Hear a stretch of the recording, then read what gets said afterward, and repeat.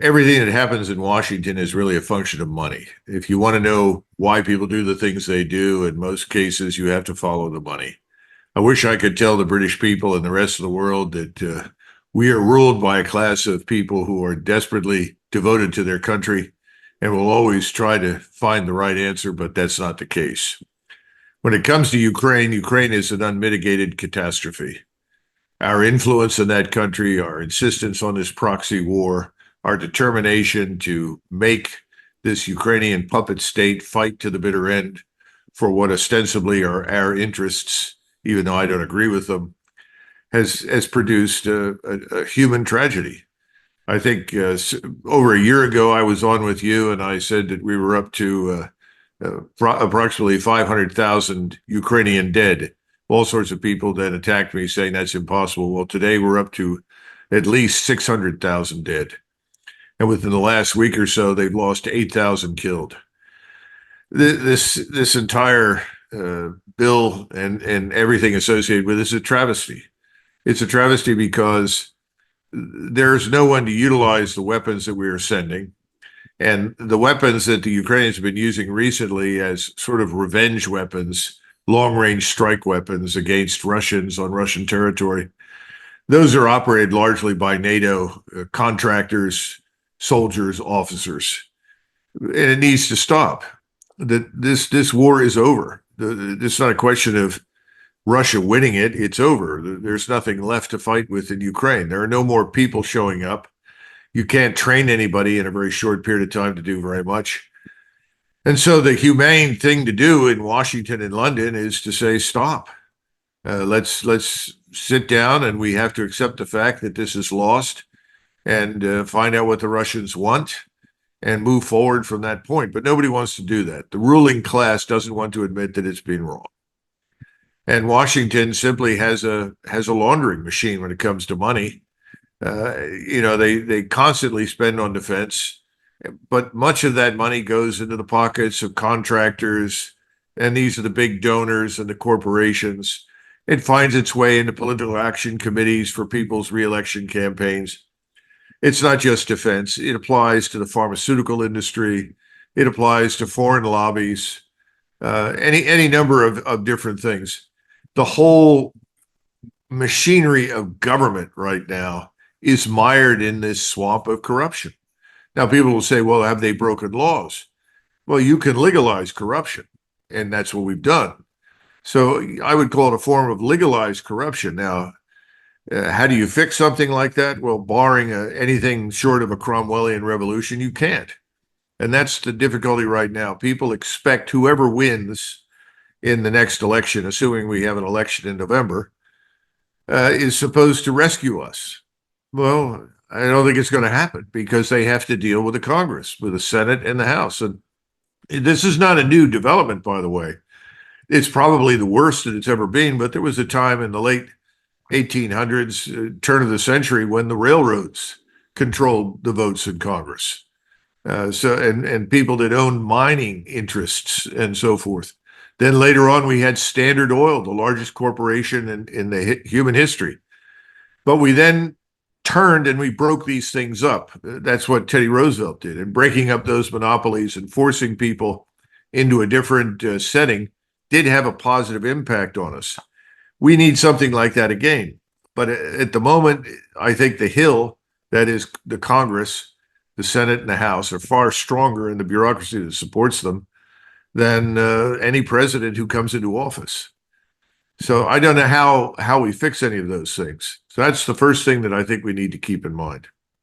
And your second question was, Ukraine and Israel have hurt the American brand. Well, I think our brand is probably worse off than it's ever been in our history. You know, one of the things I've told people repeatedly, if you want to find a Muslim country where we're popular, it's because there are no Americans in it, no American military presence or anything else. In fact, I would not say that exclusively about a Muslim country. I'd say it about any country. Now, we are not very popular right now because we've supported this disastrous war in Ukraine. The truth about the war is out there. It may not have reached everybody in the West and in the United States, but I think it has reached the rest of the world. The problem in Israel is very straightforward. people like me, I've supported Israel well, frankly, all of my life. But I can't support the current policy in Gaza.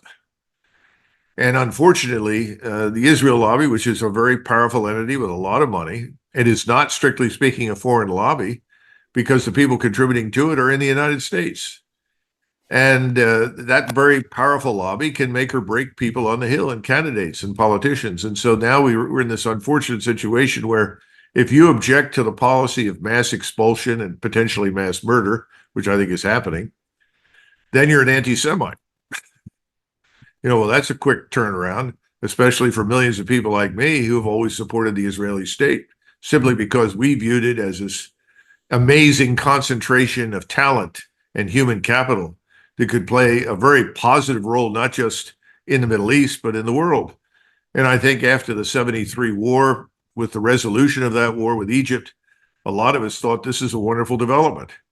We're going to eventually reach a point where people will view Israel as a conduit for economic prosperity and communication with the rest of the world. I think that was beginning to happen. All of that's now destroyed. I don't know how you get it back if you ever do. And so this is the struggle that we have. And again, this is part of our problem as this sort of declining hegemon. We are responsible for our own decline.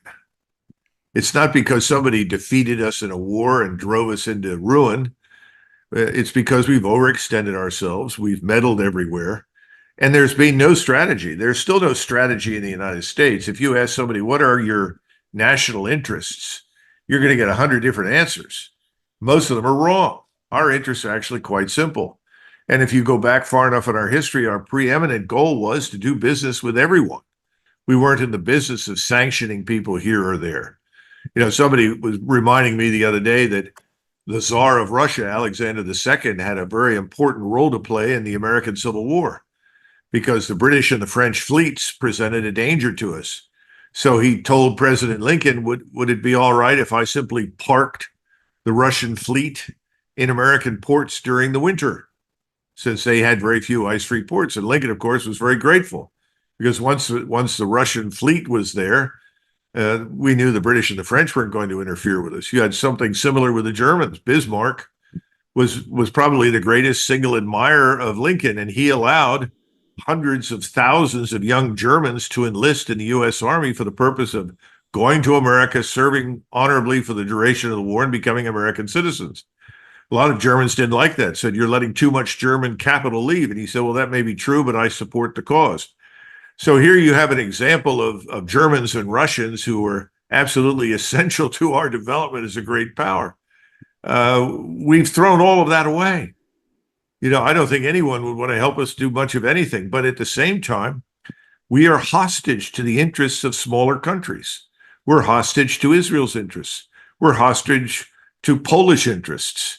Just go down the list. Any nation in the world that has become a quote unquote ally. That's something we never wanted. We wanted to be a partner, potentially. We wanted to be a business partner. We wanted to help and assist, but we did not want to become hostage to someone else's interests and behavior. But that's where we are right now. And as a result, we are now this broken, financially ruined hegemon. Where are we going to go from here? Well, eventually it's going to end. We're going to have to pull out, retrench. We're going to be in the same position the British Empire was after the Second World War. It's only a matter of time. And a lot of Americans sense that. I personally welcome that. I think we need to get out of other people's business. But that's not popular in Washington because the so-called empire, that we refer to it in those terms, is big business. I mean, if you compare the money that the Department of Defense receives for its overseas commitments and look at the money that it would probably receive if we simply defended our borders and our coastal waters and got out of the business of meddling everywhere, it would be minuscule. So you're not going to see anybody stand up inside the Pentagon and say, oh, let's defend America. Let's defend the Western Hemisphere. But that's really where we belong. And we've got to get out of the Eastern Hemisphere. And if there is a change in presidency and Trump is elected, you don't necessarily see any of this changing. I mean, to be clear, the recent Ukraine, funding was bipartisan, and you're saying that there's only so much one president can do. And even in Trump's administration, it's filled with people that are part of this deep state that want business as usual, or maybe for it to get worse. Well, that's true. Right now, the people that surround him are not people that I would want to serve with. I don't think they're the kinds of people that really share Donald Trump's what I would call instinctual views.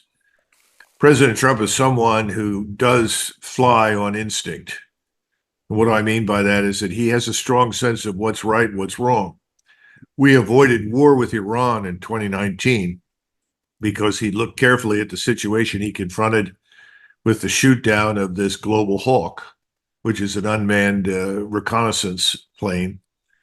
And he said, well, listen, we were right on the ragged edge of their air defense identification zone. Under international law, a military aircraft that does not identify itself and flies on the edge of someone else's air defense identification zone can be legally shot down. And that zone ran right through the middle of the Straits of Hormuz, right up the middle of the Persian Gulf. Our air defense identification zone, if you look at it in the Atlantic and the Pacific, is more than half of the two oceans. I mean, we reach out great distance. And, I understand why and our feelings about that sort of thing, but the Iranians really didn't have much margin. And he ultimately avoided that war, which I think was a good thing. But the strike packages involving the Air Force and the Navy, they were set to go. Everything was arranged. He was presented essentially with a fait accompli. We can go and we can punish these evil Iranians for shooting down our unmanned aircraft. And he looked at it and he said, well, how many people are we going to kill? They said, well, perhaps 500, 600, 700. Well, how many people have we lost? None. Then he said, I'm not comfortable with this. That was his public reason. But the real reason was, what do we gain by going to war with Iran? Can we destroy Iran? Yes, we could probably destroy Iran, unless, of course, the Russians intervene along with the Chinese to prevent that, which would be even more disastrous. But yeah, we probably could. But how does that help us? You destroy this major power of 89 million, and what kind of flood of refugees heads north to Europe at this point? Because they're certainly not going to head into the open deserts of the Middle East. There's nothing there. So he thought this through. He said, no, this is a bad thing. So he has good instincts on things. The problem is that he surrounds himself with people that appear to be supporters, and they're not. And it's too late once they're in the jobs. And at that point in time, there were people, I think it was Pompeo in the State Department, Bolton as the National Security Advisor, General McKenzie in the U.S. Central Command. These people were all, hell-bent to go to war. And of course, it's not their decision. It's really a congressional decision, but we've long since abandoned that formality. So things rest with the president. So in that sense, I think we're fortunate that Donald Trump acted the way he did. Now, what can he do about what's happening now? Well, he signed on for this terrible Ukrainian bill that sends $61 billion more dollars over there that'll end up in foreign bank accounts subsidizing Zelensky and his crooked crew. How much of it will do anything for Ukraine is beyond my understanding. I don't think it'll do much of anything. And at the same time, we're pouring more salt into the old wound that we've inflicted on the Russians, treating them like the enemy when, quite frankly, that's not a necessity under any circumstances. So how badly have we poisoned the well with Russia? I think probably for at least a decade or more. That's not a good thing. That's not in the interest of stability and world peace. And we just had Blinken, who flew to Beijing, and at the same time we're voting for money to go to Taiwan.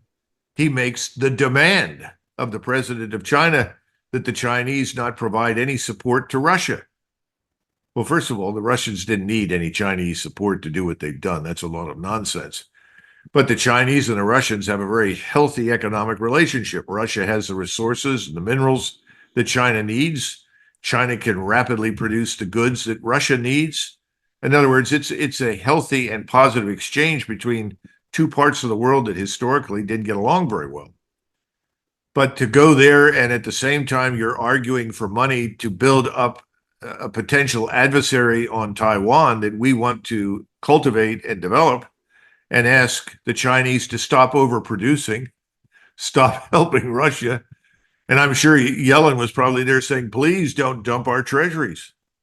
If they dump these long-term treasuries that are all worth almost nothing now, that could bring us down financially. It doesn't make any sense, does it? I mean, this is just insane. There is no coherent strategy, and there is no sense of mutual respect. We don't seem to respect the interests of anyone but ourselves. And if you disagree with us, well, then you deserve to. You sit in the closet over here with all the other evil authoritarians the world has ever known. It's nonsensical. It's got to end. But I think it's only bankruptcy that will end it now. And just focusing in on Trump, how do you think his election is going? Will this trial he's in right now have any long-term consequences? And if he is elected and he asks you to come and help, would you ultimately? Well, first of all, when any president asks you to serve in any position, it's an honor and a privilege. At least that's what I think. So I would take that very seriously. Donald Trump supported Speaker Johnson on this, which I think was a very serious mistake. People on the Hill finally developed some measure of courage for a change and said, this has got to end in Ukraine. It's over. We failed. And prolonging this agony kills more Ukrainians, but changes nothing. And ultimately, Johnson sided with Schumer and McConnell and the usual war party and the foreign interests and decided to go ahead and support the bill. Unfortunately, Donald Trump signed on for it. I think it was a very serious mistake. He threw his principles overboard and he threw a lot of his supporters under the bus. Now, he takes the view that it doesn't matter what he does, that people are going to vote for him because they like him and they believe in him and he represents them.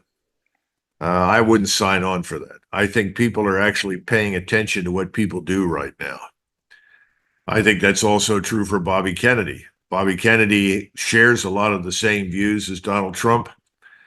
Both of them, I think, have to sit back and carefully re-examine what it is that they stand for and then stand by those things for a change. There's too much readiness to do something you don't really believe in and don't agree with because, well, I'm trying to get elected. I have to satisfy this or that lobby. I need money.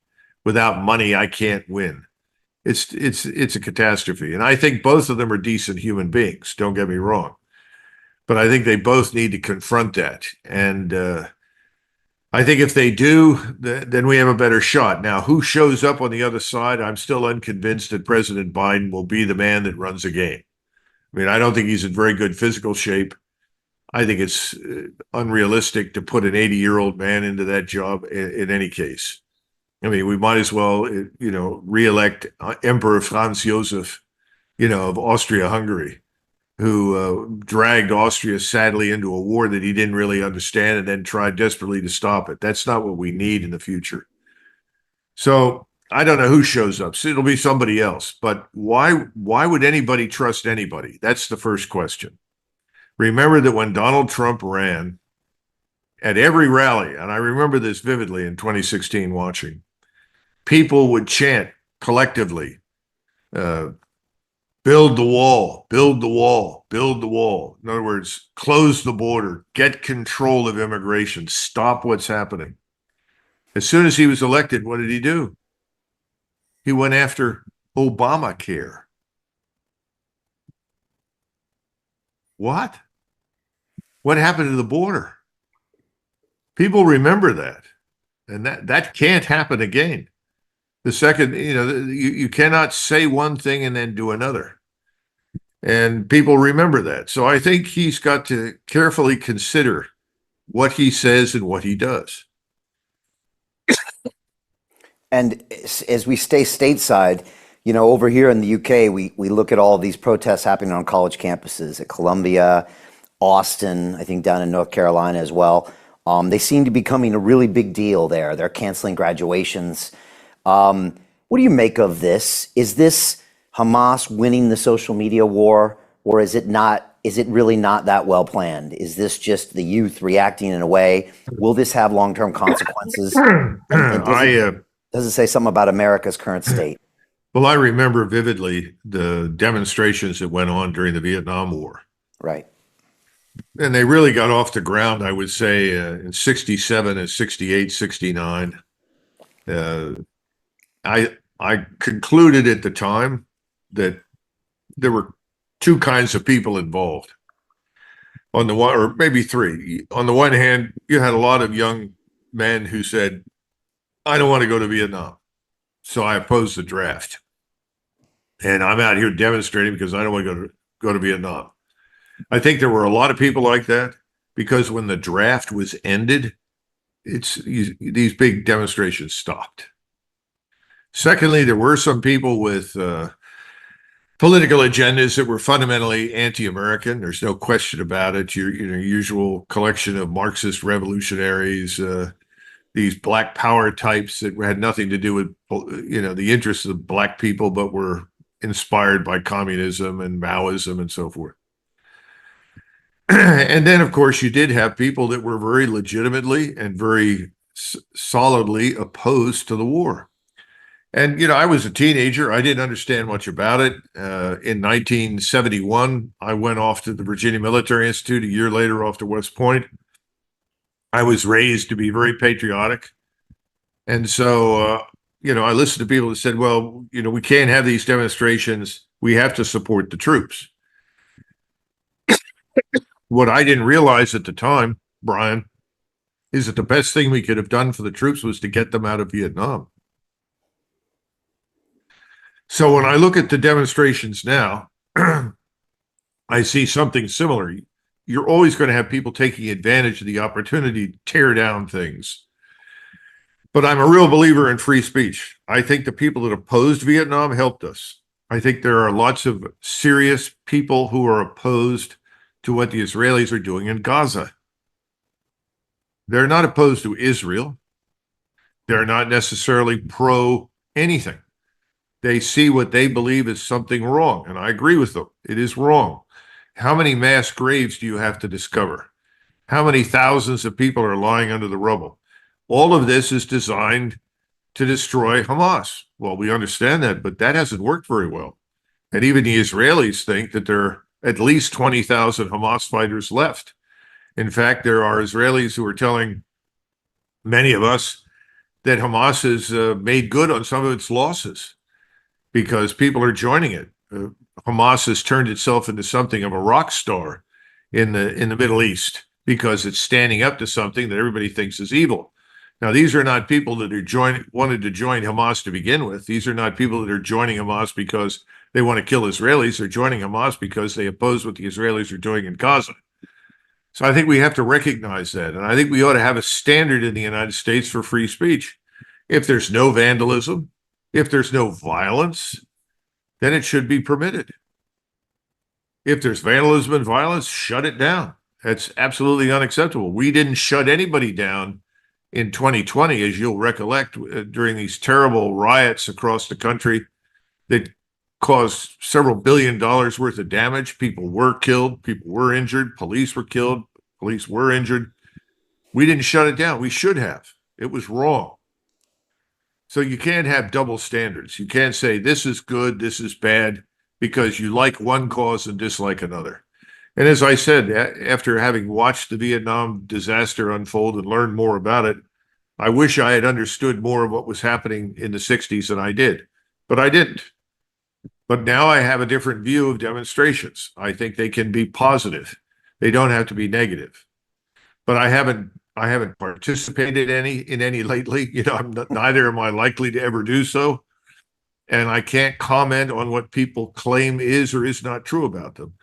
So my standard is no violence, no vandalism, knock yourselves out. Yeah. Ultimately, free speech must prevail. It always must prevail. And that's something we always need to fight for. Our mutual friend, Cy Hirsch, just penned an article on his Substack where he talked about a comparison of Vietnam and what's happening right now in Israel and Gaza. And he was talking about this phenomenon that seems to happen to leaders like Lyndon Johnson and Netanyahu when they're trying to preserve their own power. And what seem like could be reasonable men will not hesitate to sacrifice lives to hold on to that power. And It happened in Vietnam, knowing that countless people were being killed in the South and the North and neighboring countries.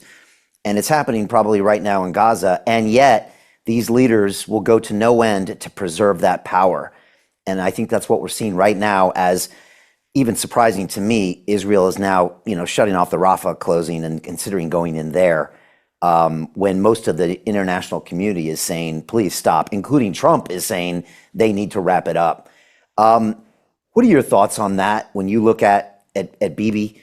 Is he a guy that's trying to hold on to that power and will do anything to hold it, including not realistically looking at human lives being lost? Well, keep in mind that I have not personally met, nor do I know Mr. Netanyahu. I do think I understand Sai's point, and I agree with him to a certain extent, but I would divorce Netanyahu from Lyndon Johnson. Lyndon Johnson was a corrupt political figure all of his life. And then he was ultimately in over his head. He didn't know what he was doing. And to quote Bill Clinton, he didn't understand that if you're digging yourself into a hole, stop. He never understood that. He was another politician that made stupid statements that people told him were right, that we have to fight communism in Vietnam, and if we don't fight it there, we'll end up fighting it in Los Angeles. We weren't fighting communism in Vietnam per se. I mean, everyone will say we did, but the truth is Vietnam made absolutely no strategic difference to us whatsoever. And had we never gone, we'd have been better off. And we killed 2 million Vietnamese who didn't deserve to die any more than the 58,000 American soldiers, sailors, airmen, and Marines. I think Mr. Netanyahu is different. First of all, I think he's a highly intelligent man, much more intelligent than LBJ. I think he believes in his heart of hearts that he is standing up for and defending the Jewish nation. And he feels that this is a moment of truth for Jews in the world. He has turned this into an existential fight for the survival of Israel. It wasn't on the 7th of October. And I have serious questions about what happened on the 7th of October, because I visited part of the Gaza front in 2020, in February 2020, on a visit to Israel. And I thought they had a brilliant operation. They knew as soon as a cell phone lit up, or a phone of any kind, any communication whatsoever, they know who was talking to whom. They knew the history and the background of everybody. If someone, we had an Israeli soldier who was wounded by a sniper, and within minutes they knew who had done it, where he came from. They had brilliant electronic technology and surveillance technology and barriers. So I really question what happened on the 7th of October. Why was the response so slow? Why was there nobody there? Why did they position this music festival, for God's sakes, in such close proximity to it? None of it makes sense to me. So I have real questions there, and I hope at some point somebody digs into that. But having said that, what turned into a short object lesson to demonstrate that you don't kill Jews at your leisure has become something much greater. And it's become something that he and his colleagues and others in Israel have talked about for a long time. And that is purge the Israeli state of its Arabs once and for all. Get them out. Well, getting them out is one thing, but purging is another. You're not just getting them out, you're killing them in great numbers. And most of these people are what you would expect to find in any number of Arab countries. They're people that are trying to keep their families together, feed people, sustain themselves. They're not particularly involved in anything except trying to live. I think that's what's upsetting people now. He takes the position they're all part of the problem. And I think in taking this position, he has created a pool of hatred and animosity and distrust, not just in the region, but worldwide, that is going to haunt Israel for a very long time, if Israel survives. Because remember, you're talking about a little more than 6 million Jews and 1.2, 1.3 million Arabs living in that country. We're not even including Gaza and the West Bank in that discussion. And what did they do? What can they look forward to in the future now? Who is going to do business with them? What kind of a tourist trade are they going to get? Are they going to live eternally on the income provided to them by the diaspora? And is it possible that they could have so seriously poisoned the well that they will lose the kind of support that they've historically enjoyed from us and from other countries in the West? I think it's all bad. And I don't see anything good coming out of this for Israel.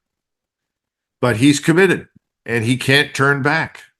And we need to understand that when the Gaza operation is completed, that he will turn on the rest of the people on the West Bank and he will turn against Hezbollah.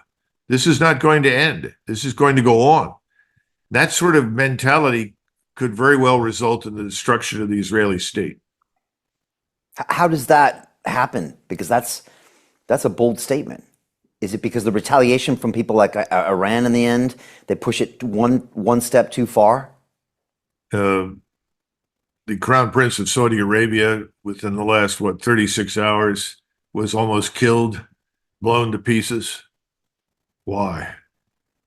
Because he talked about normalizing relations with Israel again, while Gaza is underway.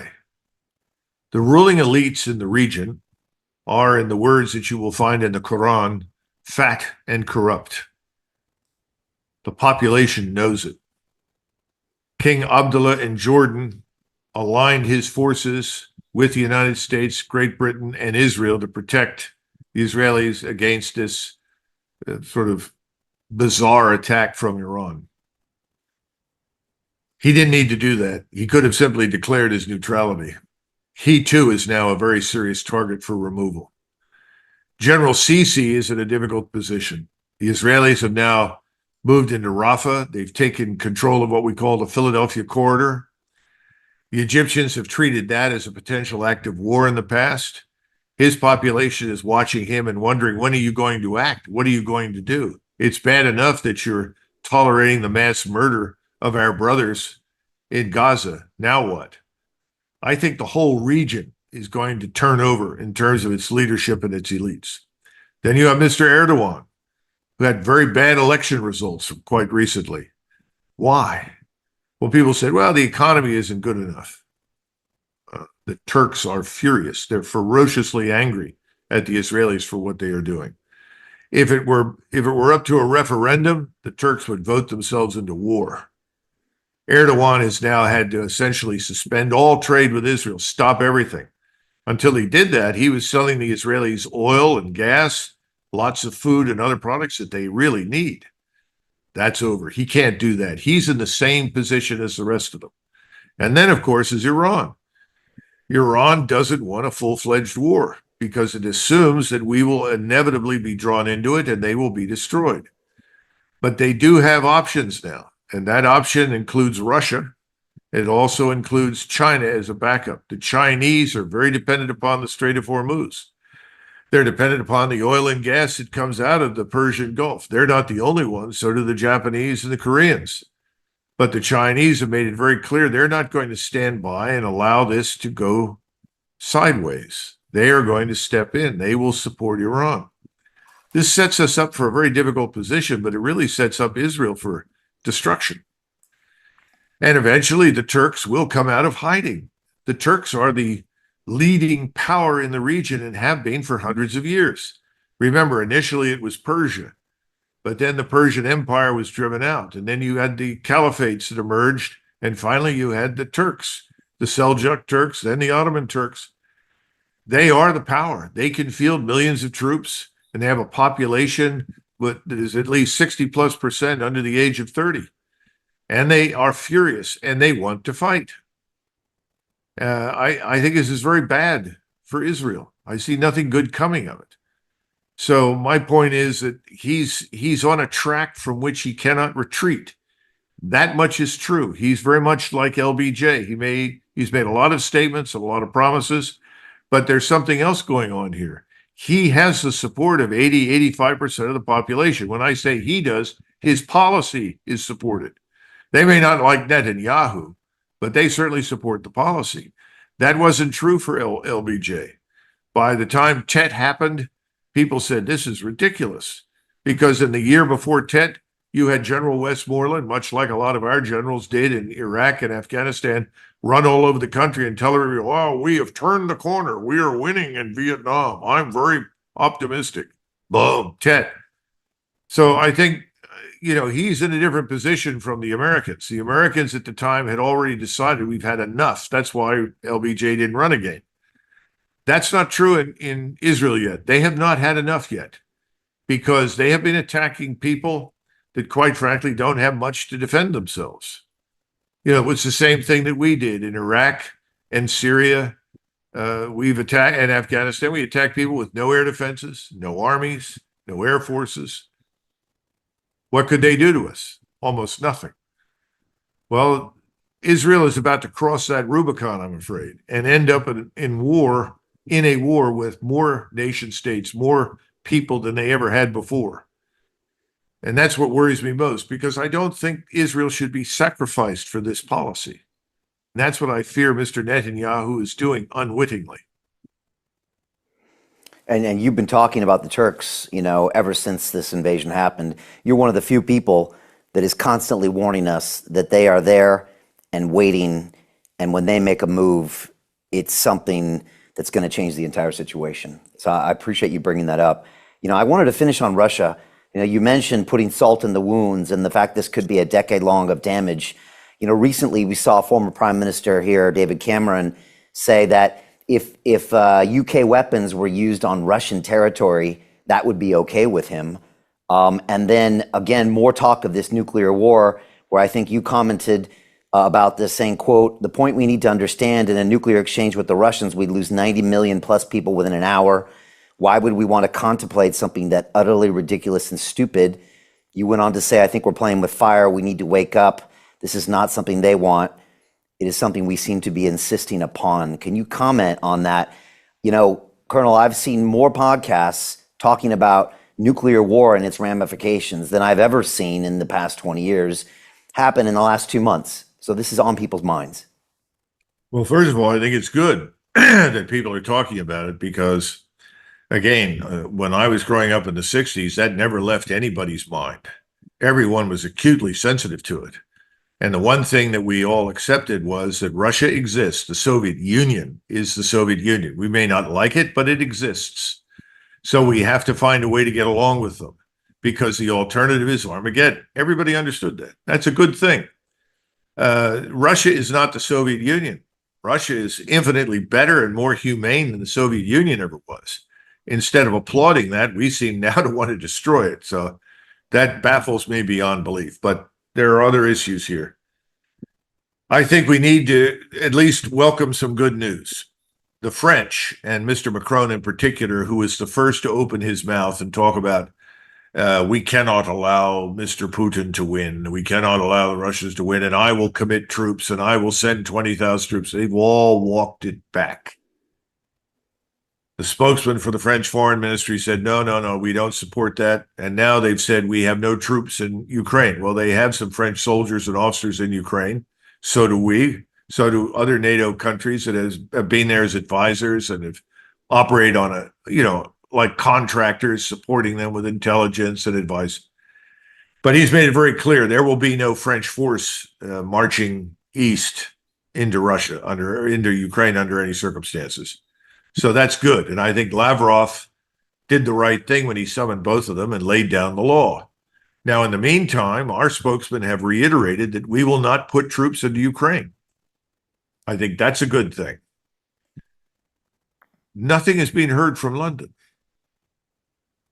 And I think that the British people need to understand that the Russians are quite serious.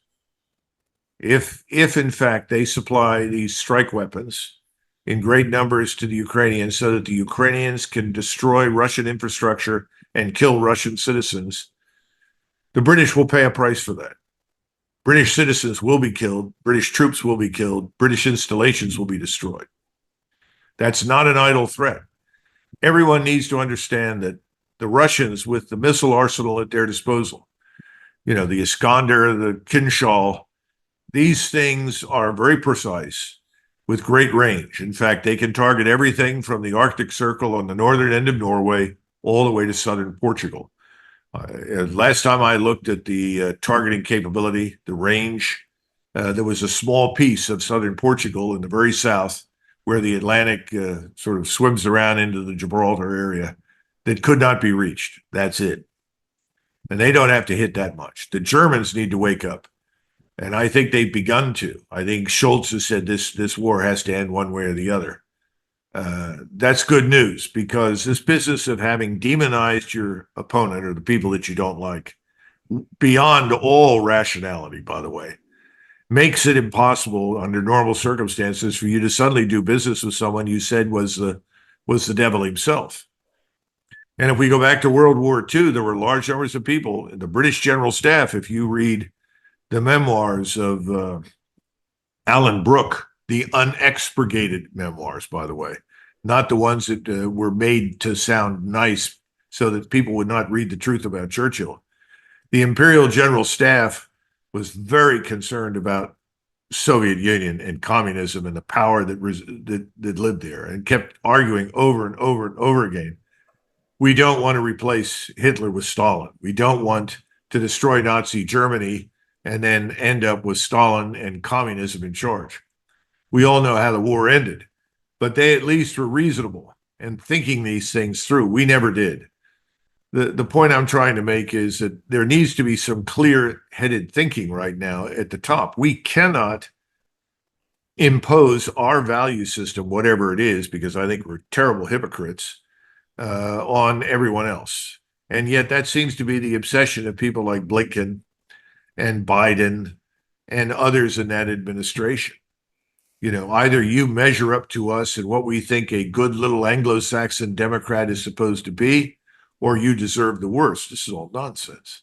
As I told somebody the other day, I said, we keep talking about free and fair elections. Where I grew up in Philadelphia, we haven't had a free and fair election in 60 years. So stop talking to me about how lily white and pure we are. It's nonsense. Colonel, if you had to fast forward 4 years from now, what do you think the situation looks like in Ukraine? And what do you think the situation looks like in Israel? I think a lot depends on the financial system and on the economic conditions. I think that by the end of this year, something we have been anticipating will have begun to happen. I always go back to Nassim Taleb. He's the brilliant financial analyst, market analyst, who talked about black swans. And in recent interviews, when he was pressed, they said, you said we're unsustainable. We can't continue to go on as we have, but we've been doing it for years. And he says, Armageddon is just over the horizon. So then the people questioning him on MSNBC said, well, what's that mean? When is this going to happen? In other words, you're the fortune teller. Tell us what day everything collapses so we can all run to the bank and get our money or something. He says, look, I can't pinpoint the date, but it's closer than it's ever been. It's just over the horizon. I think he's right. You know, debt finance consumption is a dead end. It is. Either you manufacture and produce or you don't. You know, either your currency is worth something or it's not. I mean, we could spend hours and you'll have lots of people who come on and tell you that the unsustainable status quo can go on for another decade. I don't think so. And the other thing that we've learned is that the rest of the world can get along without us.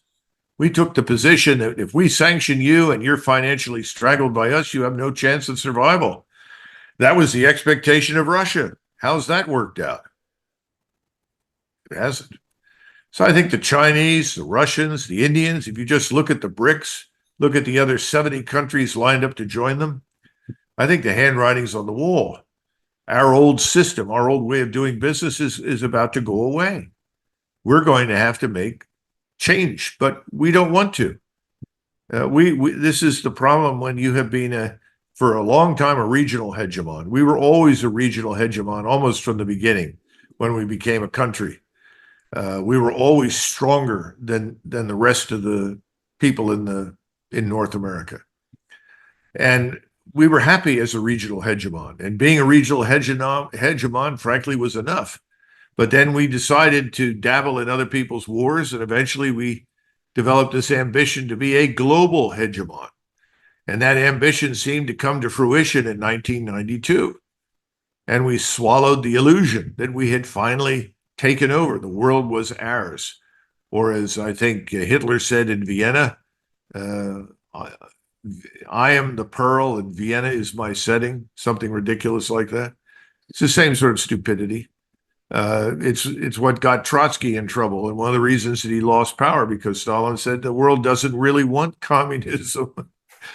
If we're going to spread it, it'll have to be spread by the bayonet. And you know, they learned the hard way. Trotsky said, "Oh, the Poles will come over to us. The working class of Poland will join us in the global Bolshevik crusade." Didn't work out. You know, we've reached the land of fantasy, and we don't want to let that fantasy go. And you've got a lot of people that depend upon the fantasy for their income, their station. They've talked themselves into the fantasy world, and you're asking them to suddenly wake up and tell the truth? Not going to happen. So between now and the end of the year, I think things could get very, very dicey. Just imagine the impact that it will have when it becomes abundantly clear to everyone, to the point where you cannot conceal it, that we have failed miserably in Ukraine. And we did essentially what Mr. Netanyahu has done. We turned Ukraine into this existential threat, this war with the evil Russians. It was nonsense. Netanyahu has done that in Israel. When you do that, you put everything at risk. It's sort of roll the dice. And that's not how you govern. That's not how anybody should govern. Last question, Colonel. It seems like nowadays you are getting more exposure for your ideas, whereas, say, a year ago, a lot of networks wouldn't air what you were saying. Do you think more and more Americans and more people globally are now opening their mind to some of the things that you're talking about? Does it feel like it's moving that way or not? Yes and no. If you go to the mainstream media outlets, no. They remain firmly in the grip of the globalist neocon community, whatever you want to call it, or however you want to characterize it. The people that are controlling finance and the media are still not willing to admit to anything at all. Now, good news. There are alternatives. There are people like you. You know, you're a perfect example of how you drive a stake through the heart of the mainstream media, because you show up, you command a huge audience, and you entertain views that will not be entertained anywhere else. Somebody asked me the other day, what happens to Bitcoin if they try to end digital currency, or they try to find some other reason to stop Bitcoin? I said, everybody will run out and invest in more Bitcoin. In other words, we're going to get the opposite of what the status quo wants. You know, you're on the leading edge of that. And I'm not saying that to make you feel good. I'm telling you the truth. So I think, yes, I think more people are paying attention because they have to. Remember, the biggest problem we've always had in the United States, Brian, is that the average American pays no attention to what happens overseas.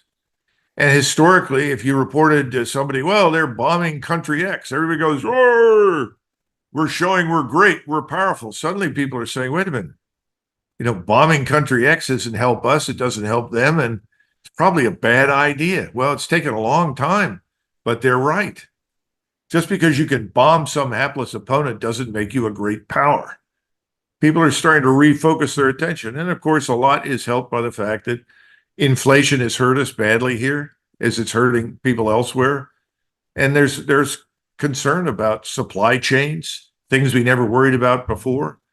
And I think we're going to see more worry about that in the future.